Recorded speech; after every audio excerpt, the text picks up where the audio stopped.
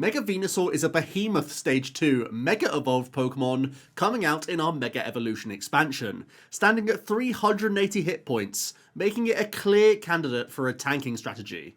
This becomes even more apparent when highlighting our basic here. Bulbasaur has the Bind Down attack, dealing just 10 damage and preventing the opponent's active Pokemon from retreating. Over the last few months, we've seen multiple top-tier decks, such as Grimmsnarl and Dragapult, look to include trapping-style Pokemon into their deck to prey on archetypes with few switching cards, or opponents who have depleted their resources in order to turn a game completely on its head, either by milling the opponent entirely, or by setting up damage to flip a board state. In fact, it wasn't long ago that Feraligatr was a Stage 2 deck that had many similarities to the Venusaur that we're seeing today. This archetype also had a core strategy of trapping and walling, and was able to overcome a 5,000 player Champions League tournament in Japan. This approach, I believe, is going to be the most effective means of using this new Mega Venusaur EX. Using Relicanth, we can copy the Bulbasaur's attack while sitting in the active position with a 350 hit point beast, sponging hits turn by turn, allowing us to trap all sorts of Pokemon as we sponge hits and eventually heal off the damage. Speaking of which, this set also brings us a couple of great healing options within the deck. We gain the Wally's Compassion Supporter, which is a perfect inclusion here, allowing us to heal a Mega Pokemon completely, but with the downside of discarding all of our energy. Fortunately, Mega Venusaur has the Solar Trance ability, allowing us as often as we like during our turn to move our basic grass energy around all of our Pokemon, meaning that we no longer have to suffer the downside of Wally. We can throw it all onto different Pokemon, heal up our guy, and then bring it all back to Venusaur if we wish to continue attacking with the Jungle Dump attack. This is a 4 energy attack cost that deals 240 damage and heals 30 from this Mega Venusaur. And this is another way that we can get a bit of healing against chip damage, whilst also dealing some substantial damage output, because Venusaur can play both a tanking control deck, but also will be able to take prize cards if it needs to, using this attack and the attacks of some of our other Pokemon in the deck. For now though, let's shout out our other healing card that we gained from the Mega Evolution expansion, Shuckle, with a Ferment Juiced ability, allowing us once per turn, as long as Shuckle has a grass energy attached, to heal 30 from one of your Pokemon. The synergy here is obvious. As long as we have the Mega Venusaur online, we can shimmy one grass energy across multiple Shuckle, getting multiple uses of that Ferment Juice, so that we can heal multiple Pokemon if they're being targeted by spread-style decks, or lots of hit points on our Venusaur if we're having to try and trap Pokemon that can hit us, just not very hard, so we can undo that damage and maintain a lock. Our first draft of Venusaur included two other Stage 1 evolution Pokemon, those being the Crustle and Toedscruel here. Crustle is instantly a win condition in its own right. It's a very awkward to handle Pokemon for a number of decks, thanks to its mysterious rock-in ability, and is also a nice early game safe haven for energy. We have the Ascension attack on Dwebble, so we can get straight into this Pokemon, and it can store some energy while we build towards our Stage 2 Mega Venusaur. Equally, your opponent has to play differently as soon as they see a Crustle in the deck. They have to start finding their best or good enough non-rule box attackers to start actually dealing with this Crustle if they can. Of course, that means that as soon as they bring that single prizer into the active, we can switch up our strategy, going into Venusaur and trap that Pokemon with Bind Down. That means we can either eventually knock that Pokemon out with a ton of healing and bind downs while we poke it down to 0 hit points and bring the Crustle back in to be a win condition all over again, or we can simply use this Pokemon for as long as possible to buy us as much time as possible while the opponent runs out of resources. The Toedscruel is in here to try and cause headache to some matchups which we don't really enjoy. A lot of the time trying to deny energy retrievals from Golden Go, any energy recovery whatsoever against Raging Bolt, and recovering Night Stretcher in the Dragapult Dusknoir matchup is all going to be really important aspects of why Toedscruel makes it into the deck. These matchups can be problematic. They can all wrangle their way towards one-hit KOs against us, so having the Toedscruel in here can really smooth out that process so that a Mega Venusaur isn't instantly wiped out, giving up 3 prize cards. We're really trying to deny your opponent from taking those 6 prize cards to win the game, so there's going to be situations where it's not safe to put a Venusaur into play, and you go fully on Bulbasaurs themselves, only giving up 1 prize every time the opponent gets around your lock. Or you can try and set up Toedscruel to defend your Venusaur and have a really robust board state so they can't get through this huge chunk of hit points. I think our logic for including this Stage 1 card was reasonable to begin with, but I'm actually quite skeptical of it in the build, so stay tuned for our refined list at the end of the video where we trim out the Toedscruel and say that Crustle Bulbasaur is good enough to beat the likes of Raging Bolt and Golden Go, meaning we don't actually need to protect with Toedscruel so much, so those are some spaces that we're going to use later on for some more interesting stuff. The new Vitality Forrest Stadium card is excellent for the deck. It means we can instantly evolve our Grass-type Pokemon as long as it's not the first turn of the game, allowing us to weave in these lines much more safely as we play around bench spread from our lower hit point Pokemon getting knocked out immediately from like spread attacks and whatnot. It means we can instantly get into Crustle, instantly get into that Venusaur, where we just have much more hit points and are much more awkward to deal with. And it also means that we can surprise our opponent with instant shifts of a board state. If we're able to grab our evolutions all in one turn, we can immediately pivot into a Venusaur even if they're not expecting it. As for the list, yeah, we're trying to be pretty boring here. We have 4 copies of the Counter Catcher in addition to a couple copies of Boss's Orders, knowing that trapping is going to be a core part of the deck. Sometimes you can just have simply more cards in deck than your opponents, and you can choose to stall the game away as they have various Pokemon that you can drag up. Even if they can poke you here and there, you're going to have enough healing to get around that, slowly whittle them down before bringing up another Pokemon, and either you can put yourself into a position to take a bunch of prize cards, or you can take out crucial threats, or you can just grind the opponent's deck down to a point where they really don't have much going for them. So yeah, it could be a decent strategy on its own, and that's a big reason why the catchers are so powerful, but also it can allow you to pave the way for Crustle to be a win condition as well, by bringing up certain threats, jungle dumping through those, and then leaving your opponent with a board of only Pokemon that can't hit the Crustle, where that can be your eventual sweep. You'll notice we have the full 4 count of the bug catching set as well. With so many grass Pokemon in the list, it means we have really good odds of hitting multiple pieces, which is again excellent thanks to our stadium inclusion, and it means we get to keep a relatively low amount of energy in the deck and feel pretty okay about that because we still have decent odds of finding those energy in the opening turns. Again, this deck is all about buying itself time as well, so naturally drawing into these energies slowly and building up a board state isn't the worst approach to have as well. The A-spec of choice in our first draft was the Hero's Cape to just simply buff up Crustle even more to be even more of a win condition, but also in some instances it's just going to go onto Venusaur as well and buy more time, which means we just have more opportunities to eventually find our Wally even against hand disruption from opponents, and it means we can slowly build up those Shuckles and allow them to be even more influential throughout the game as well. When you have a higher threshold to stay out of range of a one-hit KO, it just can become much more easy in how you distribute that healing. I think there's a lot of strong elements to our initial 60, but I do think that work can be done to perfect it.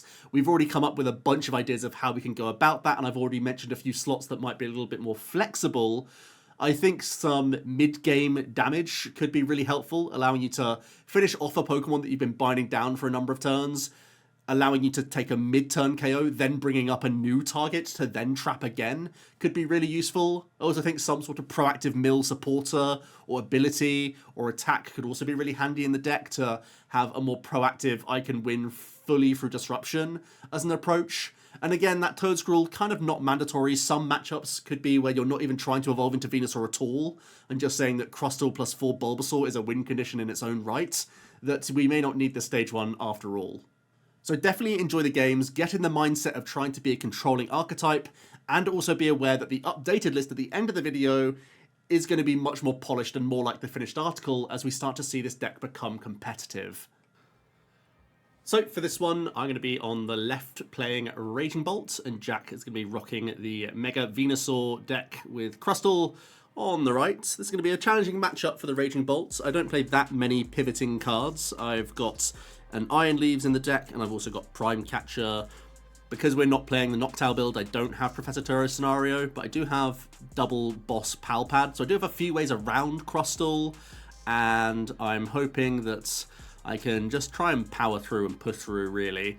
There's a couple of ways to try and go about the matchup. I could attempt to limit my bench to only really attacking mons and try and play around the Venusaur that little bit. So there are a few things I can try and do. Of course, it's all hand dependent. If my hand's not doing much and I want to just pressurize, I might just start flooding the board of these Pokemon so I can just put the pressure on Jack to continue setting up. Let's kick off then. Jack starts off with a Toedscruel, and I have a Raging Bolt EX in the active.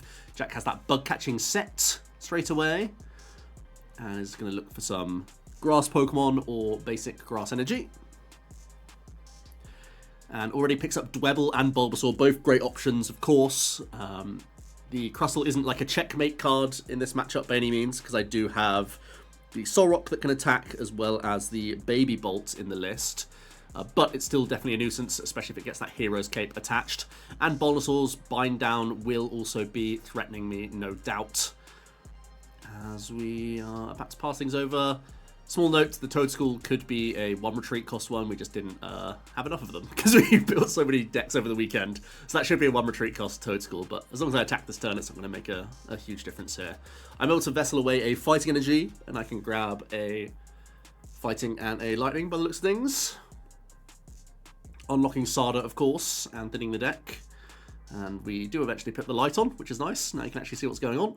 I do instantly have a Sada, so I have access to an attack immediately without having to put down any extra Pokemon, which is kind of tempting, but I am going to go for the Solrock anyway. I think as soon as you see Dwebble, you think, well, I'm going to be forced into single prizes at some point regardless, so I may as well do this. And I already have the Lunatone in the hand, so I can Luna cycle away a Fighting Energy for some more draw here.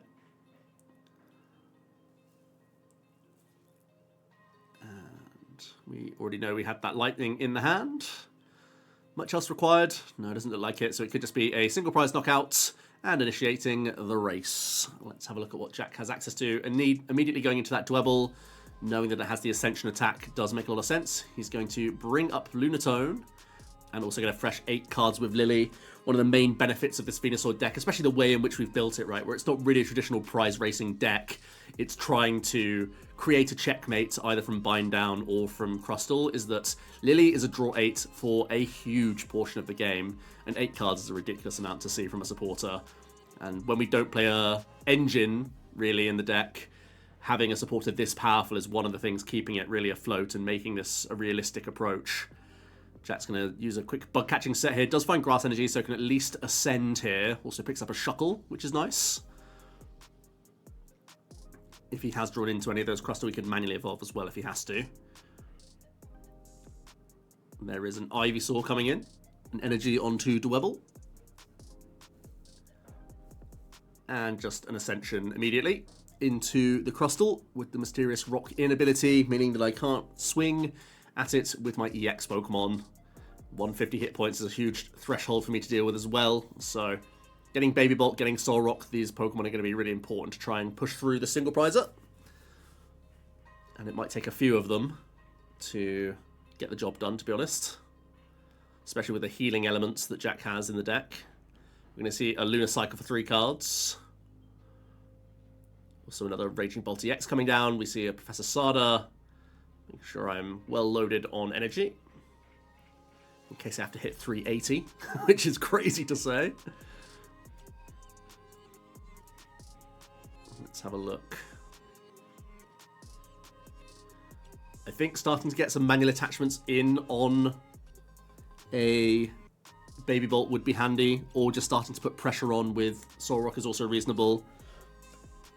I think what's interesting about me attacking with a Solrock here is that it might put Jack in a spot where he wants to evolve into the Mega by moving the grass, then suddenly he can knock out the Solrock, which is obviously trying to pressure him with damage. And that is going to be the case. And actually, I think getting a Mega in play is good for me, to be honest, because that would give me an easy route to a 3 prize KO. So me going for the Solrock pressure might lead Jack down an avenue that may look good on paper, but may not actually be the right thing. And straight away, we do see double Shuckle into Venusaur. That is going to allow Jack to double Ferment Juice and heal up this Crustle and move the energy over to deal with the Solrock and also get a fresh 8. So the hand looks great on paper and the turn looks amazing for Jack.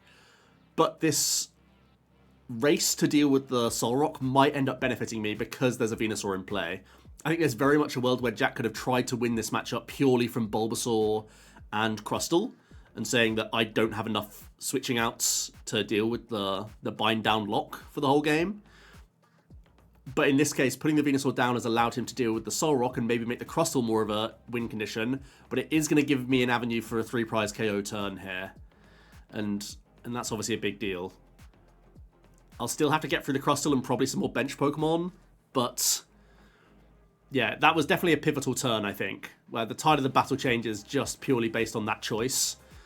Crustle's still a massive pain to deal with, and Jack might be able to win just from counter-catchering the likes of my Baby Bolts and Solrock.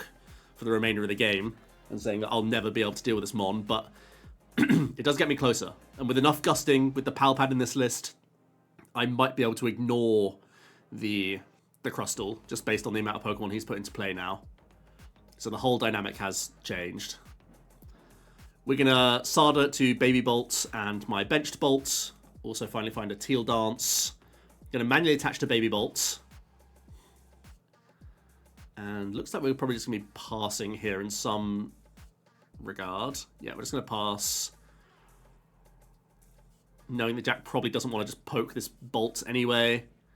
I'm basically just trying to get enough energy in play to deal with a Venusaur all in one go, whilst also threatening my Baby Bolt to be useful. We're both on even prizes as well, so I was thinking by sticking on even prizes is the best way for me to get my Baby Bolt in safely, knowing that Jack plays a ton of Countercatcher. Jack just figuring out an Ultra Ball here. Discarding a Relicanth and a Toadschool here.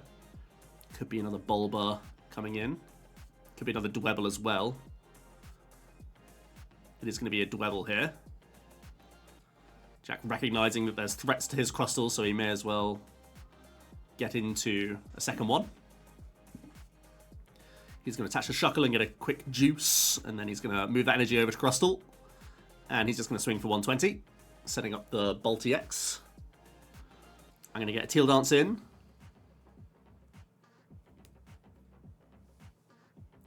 It is going to be a 6 energy discard required if I want to deal with Venusaur. There's a Grass energy attachment, which tells us that we are going to be going for it this turn. There's Boss. I'm going to recover a Boss and a Sada. So I suppose I'm pretty confident that with my 2 Boss plus Prime, I can ignore these Crustles for the remainder of the game after taking this 3 prize KO. So I only need to Palpad back 1 Boss. There goes 4 and 5 and 6 energy for the 3 prize KO on Mega Venusaur EX. One of the big boasts of Raging Bolt is that it can reach into all of these Mega Evolution Pokemon, keeping this deck very much at the forefront of the meta, I would say. And it's for moments like this where you immediately get that uptrade.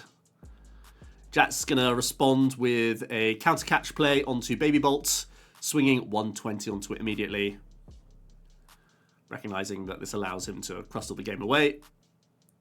But at this point, I should be just chasing down gusting effects by the looks of things. I have got a gear in hand. Do I have... Well, we're going to bounce the Vitality Forest while we're here. We're going to Nest Ball now that we have Area 0 out. Going to grab another Ogerpon. And we're going to poke a gear. Looking for Boss, you have to imagine. There it is. Do I have access to Lightning Energy for my benched Bolt EX is the question. And looks like I have Superior, so that's going to be very good. I'm actually holding on to Prime and Iron Leaves and a few other things, so actually get rid of a Boss there, knowing I still have 1 remaining in the deck. That's another Ogerpon coming in for another Teal Dance.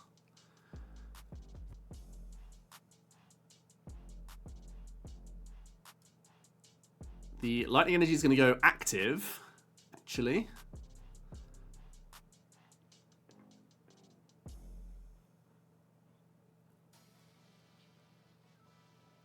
And I really should be playing a gusting effect here. If I can't KO the Crustle, I have to... Oh, I'm just going to Thunderburst Storm a bench Shuckle. Okay, that makes sense too. Hold a switching card. Means I'm holding game next turn with Night Stretcher Prime.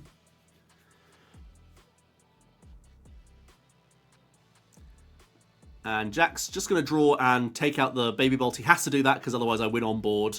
But I do have Prime Catcher for Shuckle, Night Stretcher for Lightning, and can close out that victory. Again, I think the turning point of the game was putting a Venusaur into play. I think there's very much a world where Jack tries to play that slower, manually attaches to a Shuckle that turn, heals the Crustle in the active, and just slowly works towards a situation where the Crustle is just naturally healing like 90 a turn, and then he can like slow attach towards it.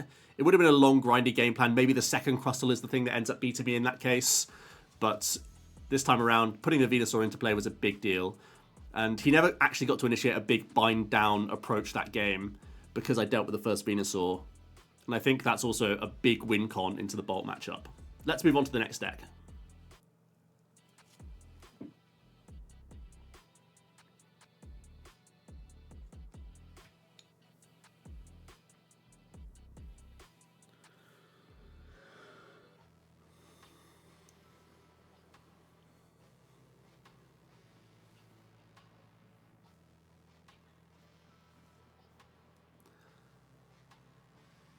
So now we move on to Dragapult Dusknoir, which could still be a problematic matchup. Of course, the Curse Blasts are a great way to help get through Crustle, and we know that Phantom Dive can also get involved in that regard as well.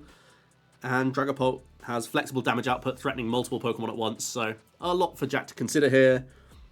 In terms of switching outs, there isn't much, to be honest, in the deck, so I have to be really careful with how I bench my Pokemon in this matchup. Jack showing off a great bug-catching set with a ton of targets. The way we've built the deck is very much around that, just having a ton of outs to do this. Jack's instantly going to grab Dwebble and Crustle, knowing that this is still a frustrating Pokemon for me to deal with, forcing those Dusknoirs down. It's actually very fortunate that I started with a Dreepy. The whole game plan changes if I start with a Fairs, a Lati, a Budgie even. It can do all sorts for the bind down shenanigans. Maybe not the Budgie so much because it has such low hit points, but if I started any of those EX Pokemon, would have given Jack potentially like a ton of turns just to sit and chill with a Bulbasaur. And that's kind of the thing about these sorts of decks, similar to Feraligatr when that first came out, that the whole deck can instantly punish any mistake or any weak start just by virtue of having this bind down approach to punish any Pokemon that comes into play that shouldn't really be there. Jack's going to Ultra Ball for an early Bulba here after a couple bug-catching sets. Looks like he does have that Dwebble, of course. Going to see a grass attachment somewhere. It's going to go to Dwebble. And it'll pass over to me. Alright. So I think for the majority of the game I have to go just Dreepy and Dusclops and Duskulls here. Probably don't have the luxury of going Budgie. But what do we have access to? First of all, a Dreepy, then an Ultra Ball. I'm going to get rid of Monkey Dory and Pheasantipity, so that's already showing recognition that I can't really put these Pokemon down straight away. Going to play a turn 1 Hilda, just for Dracloak Luminous, knowing I do have a decent amount of time in this matchup to slow build my board. We'll swing a Luminous onto Dreepy, and we'll just pass it over. See what Jack's working with here. Can he move into the Crustle? Well, there's an Ivysaur and the Crustle. Much else going on. Grass Energy in hand by the looks of things. That's also going to go into Crustle. And just a pass over to me. And we're going to begin using Recon here on the bench. Looks like we have access to Ultra Ball. Again, getting rid of even more of these Pokemon. Lati and Blood Moon now hitting the discard pile. That's Pokemon that I really don't want to be bound down. So now let's Recon again. We do have Dusclops, but not much else. And this weak start would be punished in a ton of other scenarios into other matchups. But in this case, I have the luxury of going slowly. So much so that I don't even take the Iono here. I'm happy for Jack to be drawing poorly and I can slow build multiple Curse Blasters. And we're just going to pass things over. Jack's only drawing 1 a turn. I get to see 5 cards a turn, so this is a decent payoff. Unfortunately, just a pass for Jack, I now get Dusknoir. I get Fire Energy as well. Things are looking pretty tasty over here.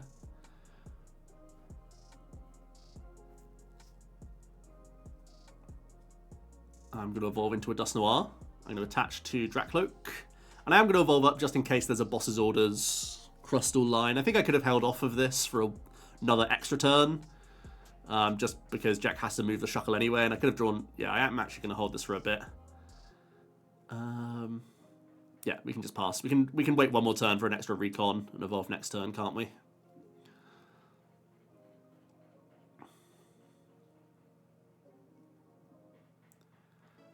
Jack debating something here. Is it a Ball Search?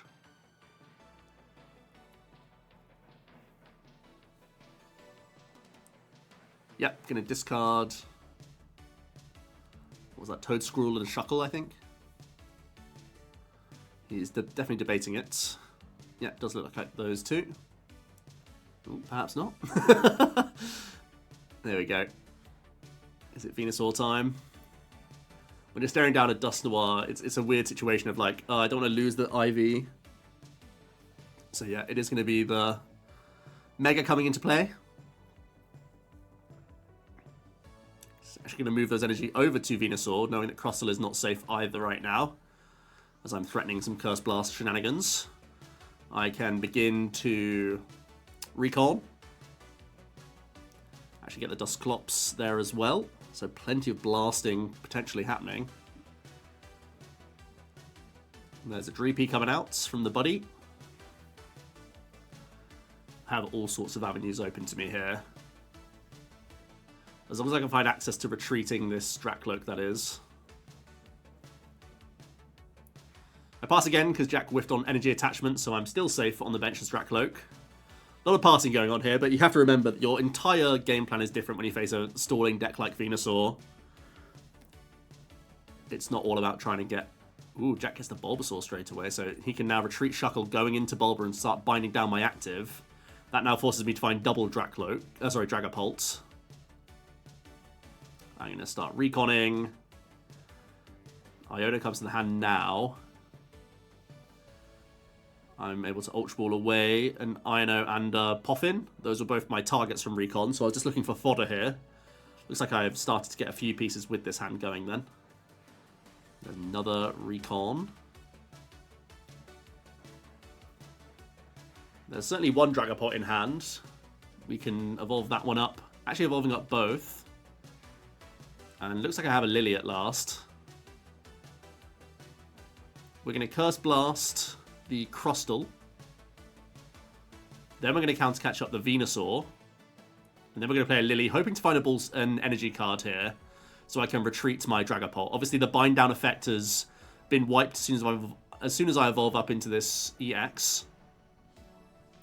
And if I can get this energy drop, I can deal a huge chunk to this Venusaur, set it up for a 2-hit KO, whilst also dealing with the Crustle. But it looks like I wasn't able to hit off the 8 cards, unfortunately. At all, which makes life a lot more awkward. And it means Jack might also start getting some Shuckle shenanigans as well, making my math more awkward as the game progresses. And if he has access to bind down, this Dragapult will be stuck now. I'm going to Night Stretcher a Dusknoir. I'm actually going to pop the Bulbasaur, which takes away an energy for him to play with. So that means it's less easy Shuckling and less easy binding down. Jack's going to immediately reply with a Lillie, which is only getting 6 now that he's been forced to take 2 prize cards. But I have used a couple of my blasters now. There's still some damage that he can start to wipe off as well, especially if he finds a second Shuckle. There's one Juice. Then it's going to go active. Does he have access to Relicanth?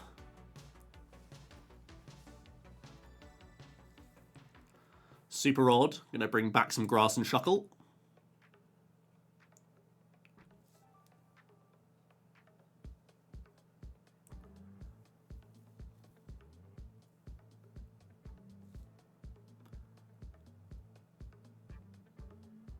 And just a pass, so wasn't able to trap me, which is good. It means I can pay retreat or grab the Neo Upper and immediately start launching these Phantom Dives. And it's just in time as well, so I can deal with this Crustle before it starts getting healed out of range. Oops. We're going to Night Stretcher as well to the hand. And now we're going to start putting pressure on this big Venusaur.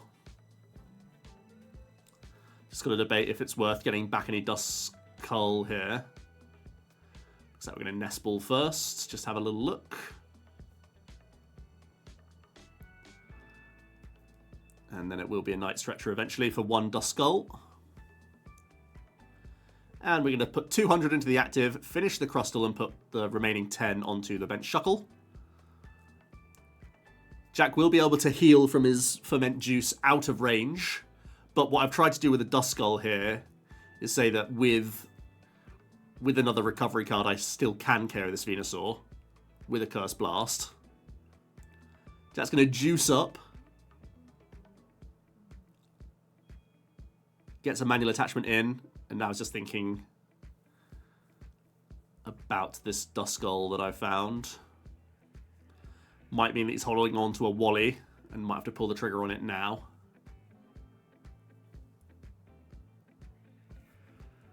It's having it countered my deck and all sorts.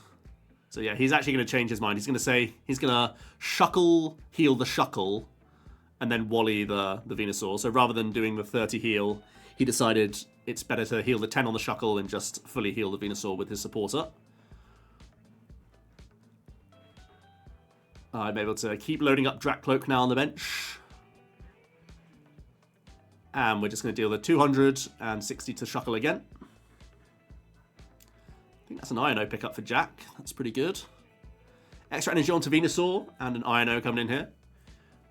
Again, he's going to need more Shuckle here. This is a big 4 cards. Can he find any Shuckle? Going to move one back. Going to heal the Venusaur. Bring the energy back onto Venusaur.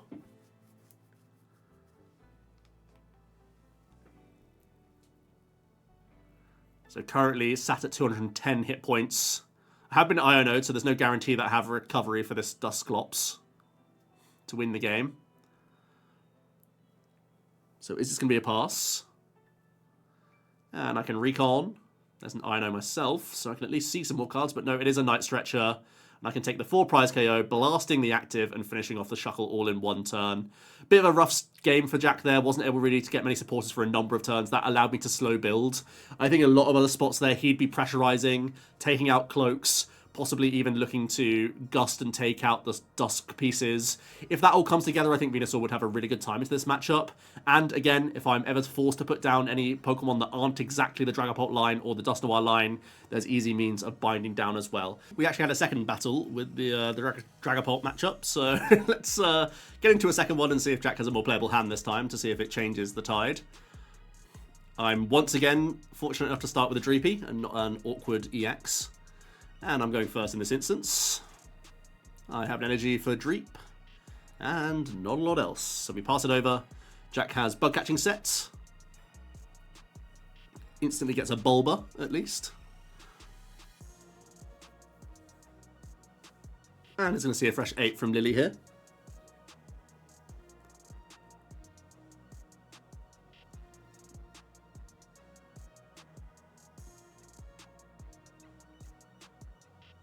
I think one of the main downsides in the previous matchup was just losing all access to grass energy whatsoever, as I was able to slow build my cursed blasters. So with a steady flow of attachments, I think it's going to be more challenging for me, in that Jack can launch attacks and take out threats. We're going to see Bug Catching Set now hit Bulba and Venusaur.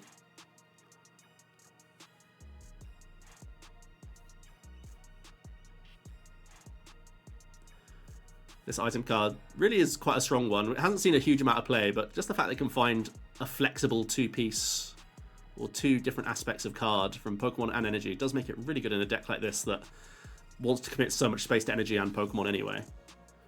Has very good odds of just hitting. I'm instantly going to Iono, because I've got nothing else going on.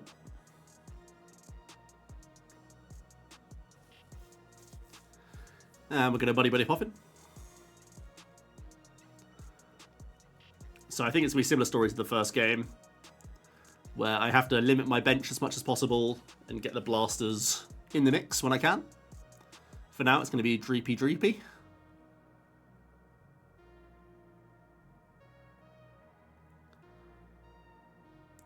We're going to go Duskull and Dragapult, and we're going to get Reconning and just a pass. Jack's able to grab Crustle. Also looks like has Ultra Ball.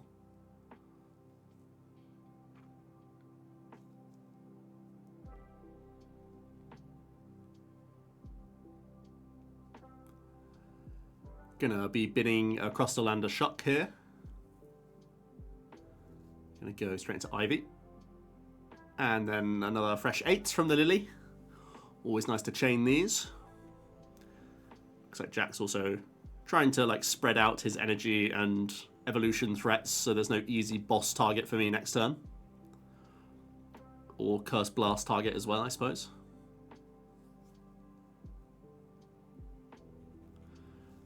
There's the full 8s. Looking at grass energy in the hand. It's going to go on to Crustle. And a passing over to me. I already have one Recon. There's Dragapult, but that's going to the bottom.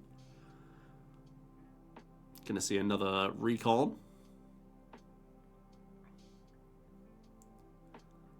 I'm holding on to Ultra Ball. Gonna Ultra Ball away. Ultra Ball Lillie, so that's a strong hand, no doubt.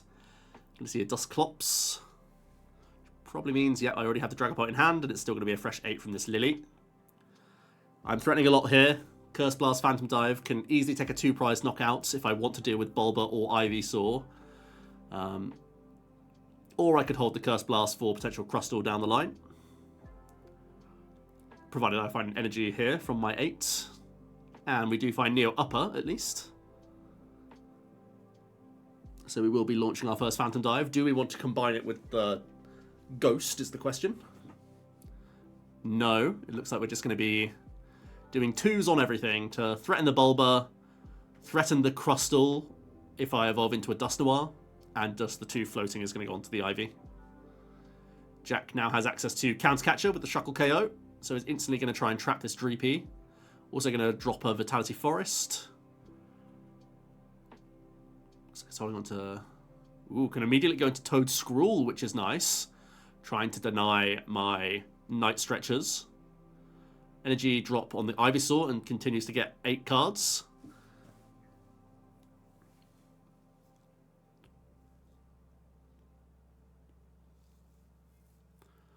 Night Stretchers were definitely pivotal in that first game for me to get a win, so I could reload my ghouls. Now let's see if that's still going to be the case. My phone's ringing for no reason. Bug catching set coming in now for Jack. The Venusaur, I think, one of the big pieces he was looking for. Any juice in there? No, just another Ivy. So he can continue to evolve up if he wants to. Could evolve up the active here. If he has access to Relicanth. And looks like he probably does here. There's Relicanth. Is there juice as well? Because he probably needs to protect this Venusaur, right? It has 2 damage on it. Ooh, he's just going to bind down. So there's a possibility. Oh, he's going to load it all onto the active. So there's a chance here for me to find Dusknoir, hit the 13 to the active, and Phantom Dive and take the knockout. I would have to evolve into Dracloak and pay retreat as well. And there's a Hilda grabbing Dracloak and energy so I can retreat. This could be a Venusaur going down this turn. Sounds pretty good in theory. Let's see how the turn's going to play out. We can evolve up. We can begin to Recon. And Recon again. Picking up Boss, which is intriguing.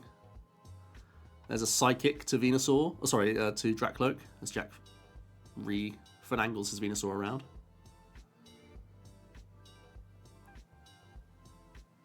There is the Dusknoir. So you've got to think I'm going to be blasting the active and Phantom Diving it. The other option is if I think I need these blasters to get through Crustle, I might still explode on Toadscruel here. The Venusaur does look really tempting. There's so much on this board that's exciting. I actually just take the Crustle cleanly. I suppose I can always boss the Toadscruel. Okay, so I'm going to put the 6 on the Toadscruel and say that I'm setting that up for a KO as well. I'm trying to set up the active whilst also setting up the Toadscruel and saying it's hard for Jack to find multiple squeezes of juice with Shuckle here. Honestly, a lot of good lines open to me there. Taking out the Venusaur cleanly takes out all the energy.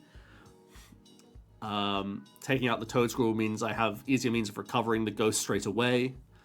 But taking out Crustle means that I can just continue to launch Phantom Dive and make the most out of this damage each turn. So all good options, ultimately. Looks like Jack is holding onto a Wally, which is looking pretty powerful. Especially if he can find a Shuckle alongside it. That's one of the things eluding him so far.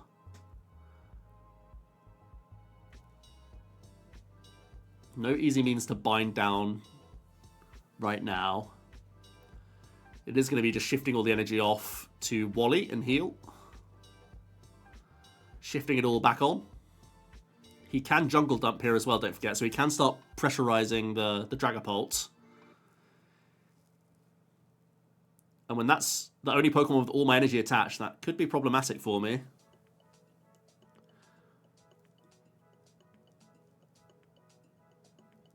Let's see, I do have a Dragapult EX in hand. There's Pheasantipity. that I thought about benching. I think I actually end up putting this back into my hand because I definitely don't want that in play. I'm going to Ultra Ball away a Budgie. And something else. Looks like I'm just thinning here. This Fez should definitely not be in play. That's immediately a lost condition. Yeah, it's going to come back into the hand. I attach the Draga and then Iono. Obviously, these are the first time we're playing some of these decks, so we're allowing takebacks and basically just discussing our plays as we play the game, discussing what we think both of us should be doing. That's just the nature of testing. I'm able to put some damage into the Venusaur after hand disrupting Jack and go down to 3 prize cards by taking out the Toadscruel. It does unlock Night Stretches for me again. And I'm again putting Jack into a spot where he has to find multiple Shuckle or has to find a Wally. Actually, just need to find one Shuckle right now.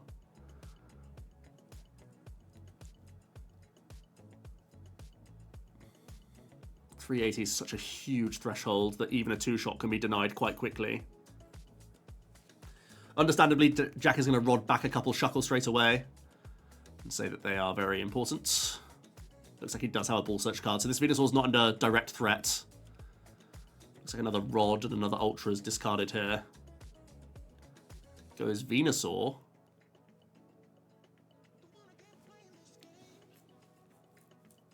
Oh, I suppose the Jungle Dump heal is already putting him out of range, so he's safe without any Shuckles here. Can go Iono as well, sees a fresh 5.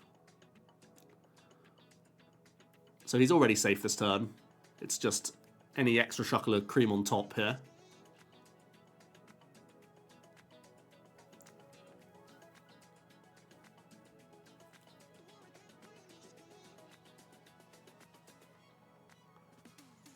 Definitely having a tap and a think and everything else.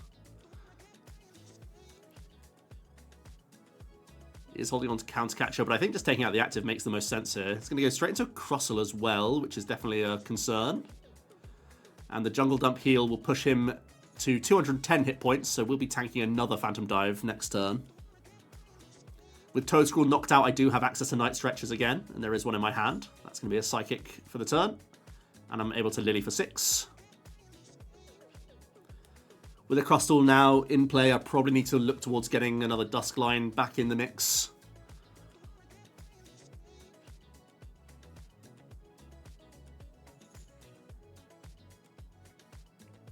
I'm able to bounce the Vitality at least. Do find a Nest Ball. But looks like I'm just going to be swinging here. 6 onto Crustle. And the rest is going to go into the active, and look how many dice. When's the last time you saw 7 dice on a Pokemon?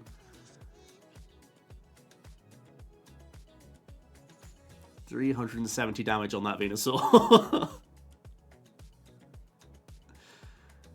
Jack is holding on to a bunch of useless cards, unfortunately. Looks like the Iono didn't help him out too much.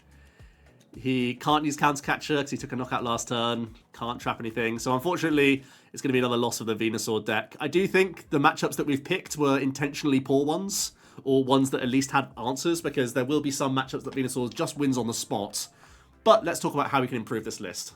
So after some battles, it was clear that we did have to make a few tweaks with the Venusaur deck if we want to make it truly competitive. The first thing that both Jack and I identified was that the Hero's Cape, although it's a good A-spec, we can pseudo-replace it with Luxurious Cape anyway. This can go onto Bulbasaur, this can go onto Crustle, of course, to still create the effect that we were hoping from the Hero's Cape. And it was quite obvious that during the games, every now and then, you would just sit on a hand without a supporter.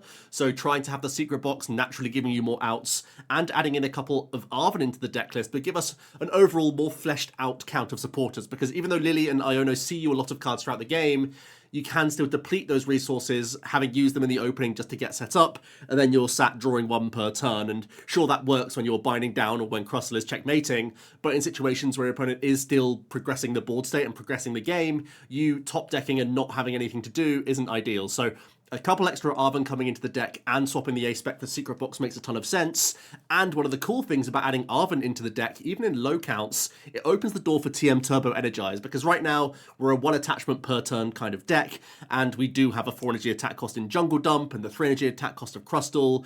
So when we commit a bunch of energy just to one wall, and that wall is broken down by your opponent, you then have a ton of turns of doing basically nothing but like a Bulbasaur play.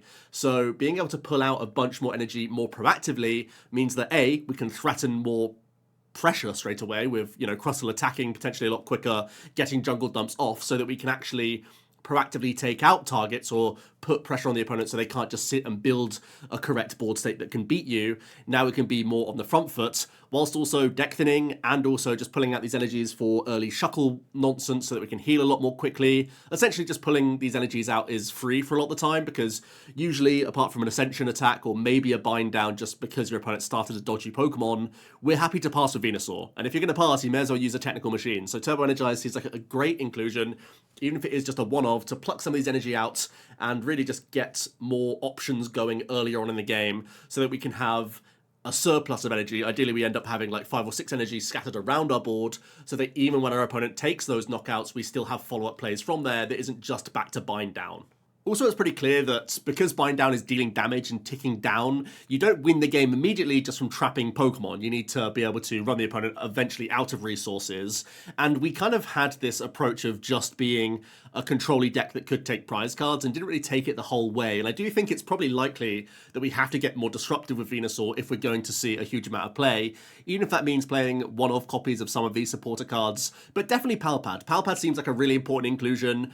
Again, just reloading your Ionos and Lillies, reloading your Boss's Orders and Wallies, so that as the game continues, you still have enough resources to close out those games without committing too many spaces to these sort of clunkier supporters. But also just having some of these cards like Erica to bring certain basics into the mix, Eerie to get rid of key item cards. Obviously, switching cards would be a predominant one you'd like to target here.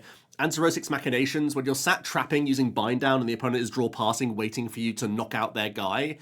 Just using a Zerosic then forces the opponent to discard a bunch of cards. Obviously, they're not cards that are going to impact the matchup too much because they get to keep 3 in their hand, but suddenly it's a huge burst of discard from their hand, so that when you are eventually trying to run them out of resources by binding down for the remainder of the game, you've discarded so many cards that they may end up having fewer cards in hand and deck combined than you, so when you start using those Ionos, suddenly they will be the one to deck out first. So I think any and all of these could come into the deck list as a potential means of making the most out of that bind down disruption. Palpad for me is the star of the show. That's definitely going to be going in because it gives you more access to Boss, Wally, and just consistency supporters. But it also would make one count includes of these supporters pretty devastating. I think the Zerosic's the one that stands out most here. I think maybe Erica and Zerosic, both of one-offs, could be reasonable.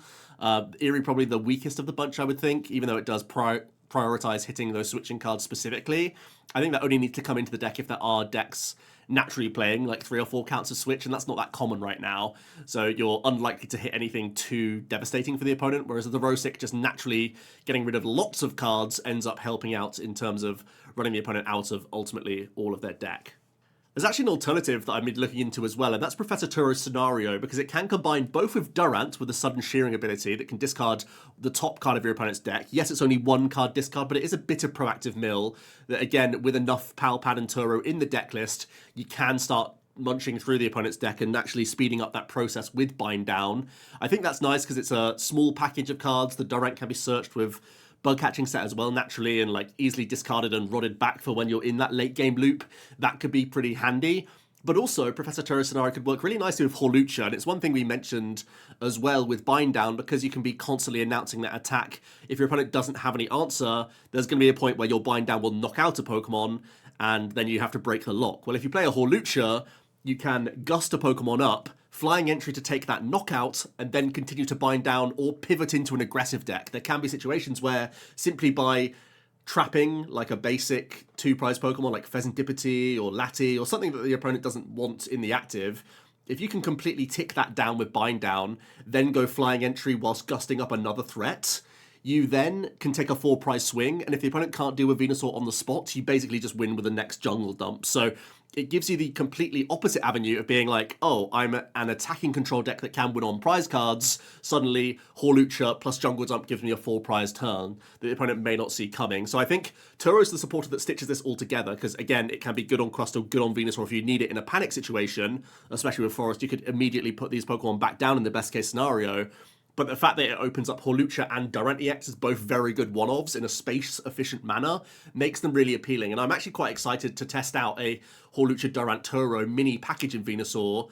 I think that has a lot of potential going forward. I think Xerosic and Eerie plus Power Pads is good, but I also think this could be allowing you to have win conditions in both avenues, either by pure stall with Durant or with Hawlucha, allowing you to actually win prize races more effectively rather than just poke things down, knowing that you're just buying time to get yourself into a better board position. This feels like you're actually progressing the game state to get yourself into a winning spot a lot more often. I also just want to note the Stage 1 Whimsicott that we have access to with that wafting heal. I think this could be an alternate option to Wally once again. If you want to go down the Turo direction, you could also have a thin line of Whimsicott in the deck, just so that when you evolve up, you can fully heal your active grass Pokemon. Obviously has great synergy with Crustle and Venusaur, because you can move the energy off anyway and ignore the downside of the discard, of course, just like a Wally would. But this is, of course, in an evolution line. So you can commit Ball Search or Lillie and find the Whimsicott and whatnot, and you have a bit more safety and security of having it when you need it.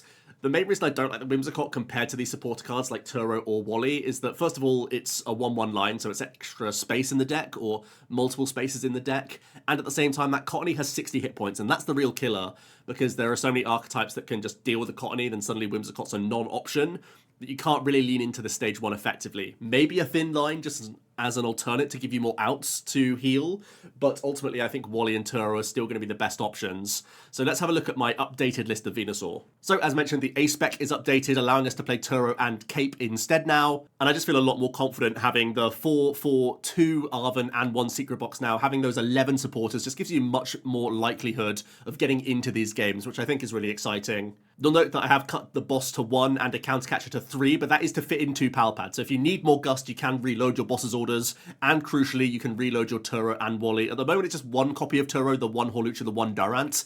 The logic is that if you're using Hawlucha, normally 1 flying entry will be enough for you to make the 4 prize swing turn happen, and reloading Durant is only super important if you're going to be Pal Pad churning your Turo anyway, so just the 1 copy should generally be sufficient in my opinion. I think you could lean into both of these aspects a little bit more, maybe even taking Wally completely out and going to like 3 or 4 Turo, but at that point I would want a higher count of Vitality Forrest. I'm just at 1 right now because you can box for it, but I think ultimately if you want to go heavier Turo, the Forest would become more and more important. The Forest actually isn't that amazing because you need to have it oftentimes with butt catching set to then get an immediate Venusaur out, and you already have Ascension on Dwebble anyway, so especially with the Toedscruel out of the list, it feels less important, but still something you can box for, still is a counter stadium, and still feels like a decent option if you just have the right hand, and obviously Secret Box is going to help you sculpt some strong hands, so I think that is ultimately still quite reasonable. I think this deck has a lot more win condition, a bit more longevity as well,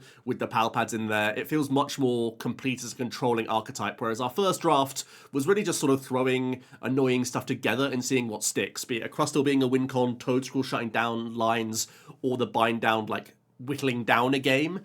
But now it feels like with the Turo and the basics thrown in, you actually are getting somewhere with your Bulbasaur. So we saw some losses on the video, we've come back to the drawing board, we've made a much better list, and hopefully for those of you stuck around to see the updated list, you can benefit from this being your new starting point. Hope you enjoyed today's video, and we're going to be back for another Mega Evolution testing video tomorrow.